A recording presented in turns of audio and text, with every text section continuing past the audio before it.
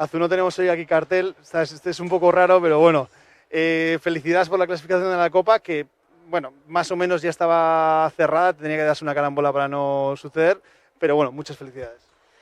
Pues gracias, y sí, hombre, claro que se tenía que dar una carambola, pero mira, aquí como todo, hasta el último segundo del partido y hasta que de verdad ya tienes la clasificación, pues no te lo quieres creer, vamos a decir. Nuestro objetivo era intentar hacer hoy eso, el mejor partido posible, si se podía ganar, ganar, sino que el resultado fuera a la menos diferencia posible. Bueno, creo que lo hemos ido cumpliendo durante todo el partido.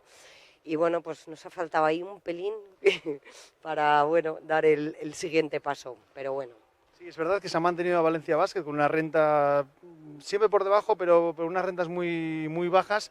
Y ha habido incluso en el tercer cuarto momentos que os habéis acercado a 4 puntos. Rubén Burgos ha tenido que pedir tiempo muerto. Parecía que la dinámica era positiva y que podíais llegar, ¿no?, a disputar casi hasta el final.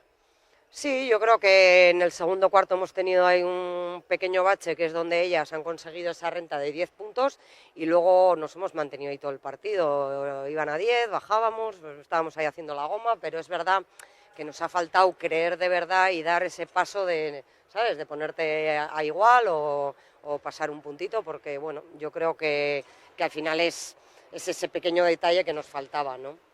Bueno, Azu, pues a disfrutar de la Copa y muchísimas gracias. Vale, gracias a vosotros.